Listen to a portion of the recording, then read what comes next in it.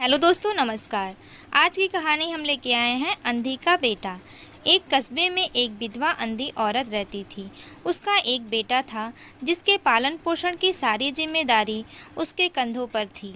वह अपने बेटे को पढ़ा लिखा कर एक बहुत बड़ा आदमी बनाना चाहती थी, इसलिए उसने उसका दाखिला कस्बे के सबसे अच्छे स्कूल में किया। वह दिन रात मेहनत करती ताकि बेटे की स्कूल की फीस दे सके। लड़के के स्कूल के बच्चे उसकी माँ के बारे में जानते थे। वे सब उसे अंधी का बेटा कहकर चिढ़ाते थे। लड़का इससे बहुत परेशान था। उसे अपनी माँ पर शर्म आने लगी थी। वह उसके साथ कहीं भी आने जाने से कतराने लगा था। जब लड़का बड़ा हुआ तो उसकी शहर में अच्छी नौकरी लग गई। उसने अपनी माँ से वादा किया कि शहर में मकान लेकर वह उसे लेने आएगा, लेकिन वह शहर गया तो फिर लौटकर वापस नहीं आया। उसकी अंधी माँ उसका इंतज़ार करती रह गई। कई महीने बीत गए, लड़के की कोई खबर नहीं आई। एक दिन उससे रहा नहीं गया और वह बेटे से मिलने शहर पहुंच गई। पूछते पूछते वह बेटे के ऑफिस पहुंची। वहां सिक्योरिटी गार्ड ने उसे रोक दिया। अंधी औरत ने गार्ड को अपने बेटे का नाम बताया और बोली कि उससे जाकर कह दो कि गांव से कोई मिलने आया है। गार्ड ने जाकर उसके बेटे को बताया। बेटे ने ऑफिस की खिड़की से देखा तो उसे अपनी माँ गेट के बाहर खड़ी नजर आई। वह ऑफिस में सबके सामने अपनी माँ की वजह से शर्मिंदा नहीं होना चाहता था।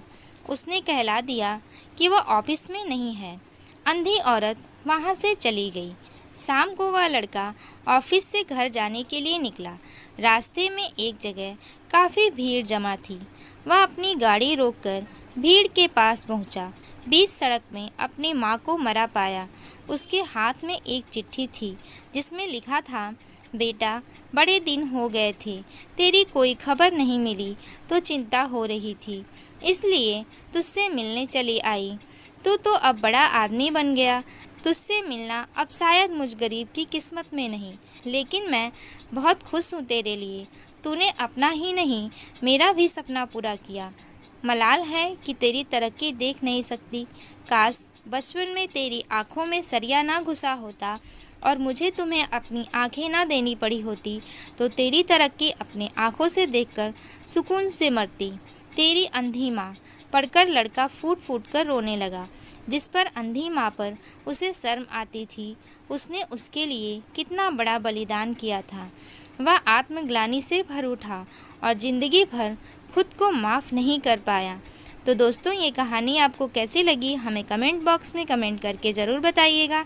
अगर कहानी अच्छी लगी हो तो कहानी को ज़्यादा से ज़्यादा शेयर कीजिएगा। धन्यवाद।